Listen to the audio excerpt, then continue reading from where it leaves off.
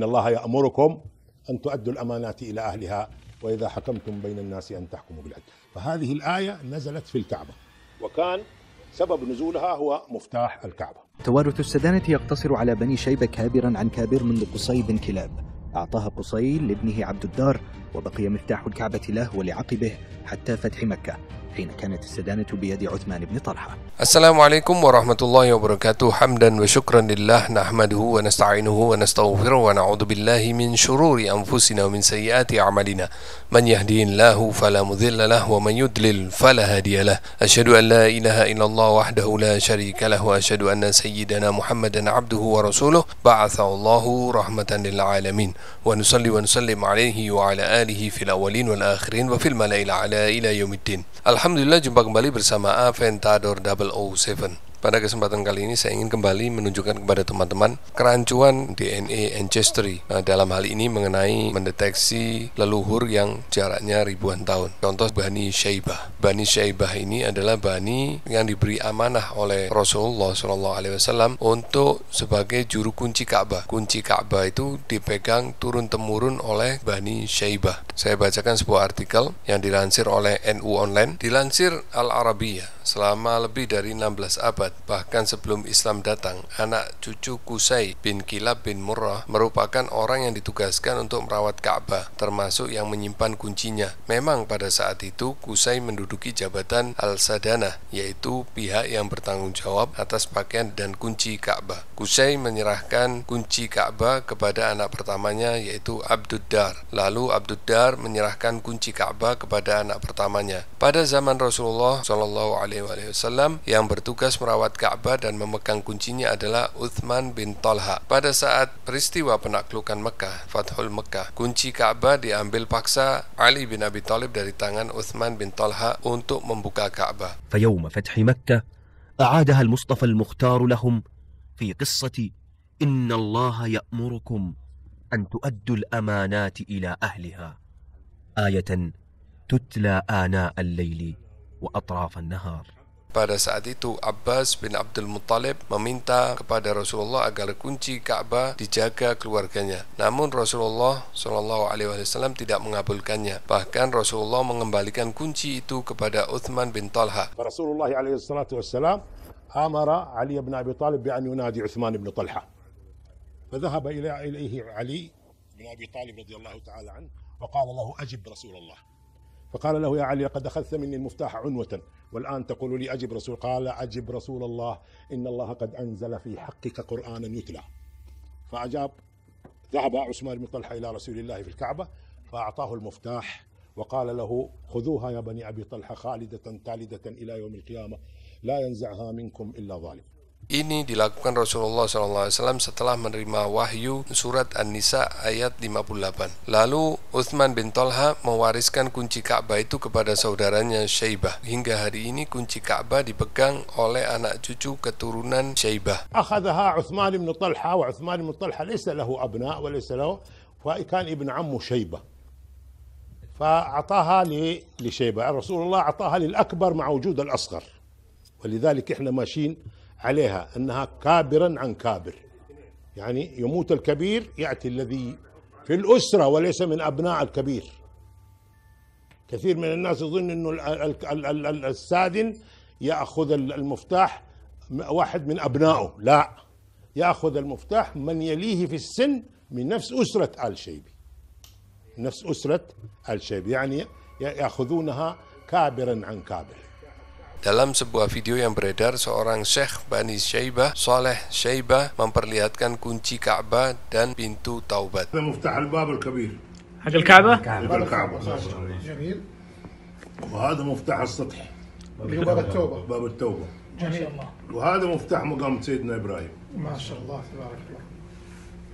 Bani Syaibah bertanggung jawab untuk merawat Ka'bah, termasuk membuka dan menutupnya, membersihkannya dan mencucinya, serta merawat kiswah dan kelongsongnya. Di antara hadis yang terkait dengan Bani Syaibah ini, salah satunya diriwayatkan oleh At-Tabrani. Rasulullah SAW bersabda, di saat pembebasan Fathul Mekah, Rasulullah meminta kunci Ka'bah kepada Uthman bin Abi Talha. Setelah Rasulullah dan Sayyidina Ali menghancurkan berhala-berhala yang ada di dalam Ka'bah, Rasulullah SAW menyerahkan kembali kunci Ka'bah Ka'bah kepada Utsman bin Thalha seraya berkata, "Ini kuncimu wahai Utsman. Hari ini adalah hari kebajikan dan kesetiaan. Ambillah ini wahai Utsman beserta keturunanmu selama-lamanya sepanjang masa. Tidak ada yang merebutnya dari kalian kecuali zalim." Hadis riwayat Tabrani. Kemudian Utsman bin Thalha lalu mewariskan kunci Ka'bah itu kepada saudaranya Syaibah. Hingga hari ini kunci Ka'bah dipegang oleh anak cucu keturunan Syaibah. Semenjak zaman Nabi sampai zaman sekarang, pemegang kunci Ka'bah selalu Bani Syaibah. Oke, jadi kalau kita lihat silsilah suku Quraisy ya, yang dimulai dari Fihir ini, pemegang kunci Ka'bah adalah keturunan dari Qusay bin Kilab dan turun-temurun hingga Utsman bin Thalha. Lalu Utsman bin Thalha mewariskan kunci Ka'bah itu kepada saudaranya yaitu Syaibah. Dari Syaibah ini turun-temurun diberikan kepada putra pertamanya hingga saat ini. Silsilah mereka ini terjaga dan mereka termasuk Quraisy dari keturunan Qusay. Nah, yang menarik adalah dari beberapa Bani Syaibah ini ketika dites DNA-nya ternyata haplogrup mereka R. Ini hasil DNA mereka. Kita lihat ya. Asy-Syaibi Al-Quraisy. Ini juga Asy-Syaibi Al-Quraisy. Gimana? Padahal kata Sugeng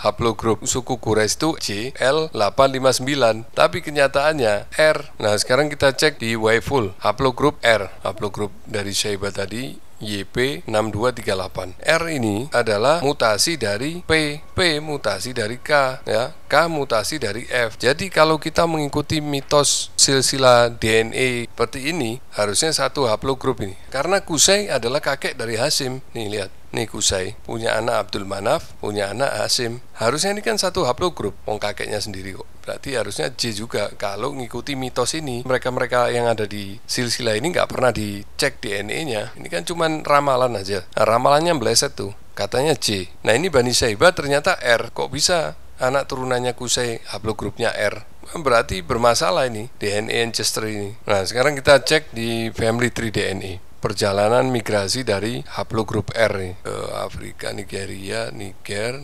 Ethiopia, nyebrang ke Iran, kemudian ke Myanmar bahkan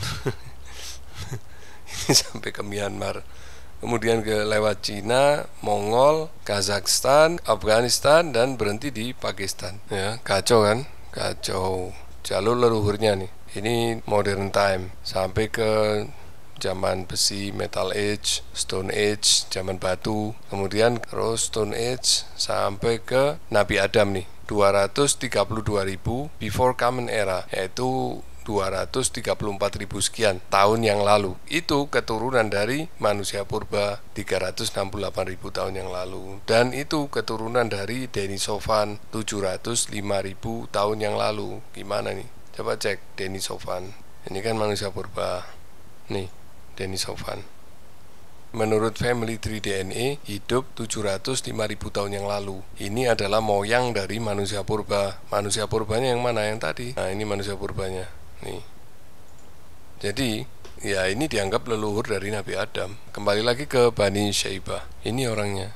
Ini yang diberi amanah sebagai juru kunci Ka'bah. Ini haplogrupnya R. Ini gimana nih? Kita mau percaya siapa? Mau percaya Rasulullah Shallallahu Alaihi Wasallam atau mau percaya Sugeng, Imaduddin, Fakih? Apa mau percaya sama mereka? Mereka bilang haplogrup Quraisy itu J. Nah, ini Bani Syaibah kok R? Katanya haplogrup Quraisy itu harus J. Nah, ini Bani Syaibah jelas-jelas Quraisy turun-temurun sebagai pemegang kunci Ka'bah, dan satu jalur itu aja ke atas sampai ke Qusay bin Kilab. Kok bisa haplogrupnya R? Di peta migrationnya ternyata dia tidak tinggal di Mekah. Gimana itu? Coba kita nalar sendiri. Kita mau percaya siapa sekarang? Kita mau percaya ini bullshit karangan Sugeng atau siapa ini? Mau percaya Imaduddin, mau percaya Fakih, mau percaya Sugeng, ya silakan dinalar sendiri ya. Harusnya kalau memang ini silsilah ini benar, mereka bukan R tapi J. Masih mau percaya sama bullshit ini. Sampai di sini semoga bermanfaat. Subhanakallahumma wa bihamdik, asyhadu an la ilaha illa anta, astaghfiruka wa atubu ilaik.